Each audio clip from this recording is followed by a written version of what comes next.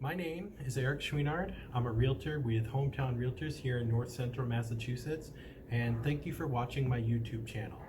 Here in Massachusetts, the spring market is really the busy time of year for real estate. It's the time of year when the concentration of buyers and sellers are at their highest. So as we get ready to kick off the spring market, I thought it would be good for me to talk about some things that you should ask and some things you should take into consideration when picking a real estate agent.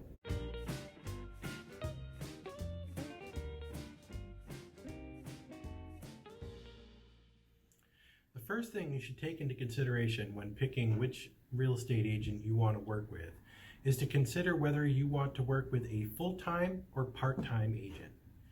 Whether you're buying or selling a property, deciding whether to use a full-time or part-time agent can make a huge impact on your experience.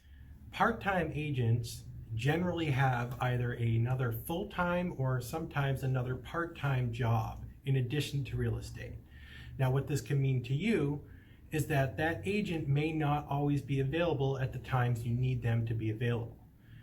So they may not be able to schedule showings when people need to get in there or when you're available. In which case, especially in the spring market when properties come on the market and they go under agreement very quickly, that can actually cost you a house. It can cost you a property that you love because your agent didn't have the availability to get you in there on time. A full-time agent, on the other hand, is likely to have a lot more flexibility with their scheduling to be able to get you into see properties when you need to see them, or if you're selling a property, get other agents and buyers through your house and through the door to get you into your house that maybe won't be such an inconvenience to you because you're at work. And another thing to take into consideration is a full-time agent is someone that solely relies on real estate to make a living. So someone that needs to sell a home to make any income is automatically going to work harder for you than someone that doesn't.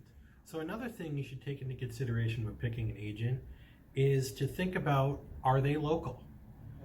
If you're buying a piece of property in, say, Worcester County, Massachusetts, you don't want to use an agent that lives in Boston. They're not going to know the market as well as a local agent that works in that market all the time. A local agent is always going to have the local expertise to be able to better represent you and your needs.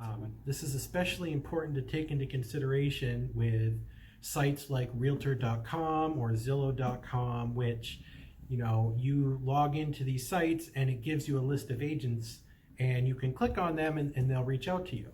Now, those agents may be able to represent you as a buyer's agent, but that doesn't mean that they're local. So I would definitely encourage you, any agent that reaches out to you or that you reach out to, you should ask them, where is your office located? Where do you work? How many homes have you sold in the area that I'm looking? How much business do you do in the area I'm looking? Again, if they don't do a lot of business in the area that you're looking in, they're not going to have that expertise to be able to best serve you. So the last 3 points I want to talk about, I think, are the 3 single most important things that you should take into consideration when picking a real estate agent. The first is communication. Communication is incredibly important to real estate. You want to make sure whoever you choose to work with is a good communicator and communicates well with you effectively. Communication is extremely important. You want to know what's going on. Buying a home or selling a home can be a stressful and complicated transaction. You want to make sure whoever you're working with is taking the time to adequately explain everything to you so that you feel informed and not overwhelmed by the situation. Communication is even important when it comes to how your agent deals with other agents or how your agent deals with your lender. The best way for a real estate transaction to go smoothly is for all parties in a real estate transaction to effectively and adequately communicate with each other. The second most important tip when picking a real estate agent that you should take into consideration is to pick an agent that you have a good rapport with. Pick an agent that you enjoy spending time with. Someone who when they call you or when you're with them, you know, you have a good relationship with them. You feel good about them. They feel like your friend. If you're buying a home, then you're going to probably look at a lot of different properties before you find the right one. You know, here in Massachusetts, the real estate market is very challenging for buyers right now. Most buyers don't just find one property and then that's it. Usually they look for a few months before they're able to find something. You know, part of that is that the inventory here in Massachusetts is extremely low, which means whenever there's a home that comes on the market, there's usually multiple buyers that are interested in that because there's nothing else out there. So that ends up with situations where there are multiple offers being put in on the properties and you're competing with other buyers for every single property. So sometimes it takes multiple offers before you can get one accepted. So if you don't enjoy being with or spending time with the agent you're working with, then your whole experience is going to be negative, and the last thing you want is a negative experience.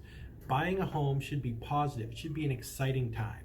The single most important thing to look for when choosing an agent is to make sure you trust the agent that you're working with.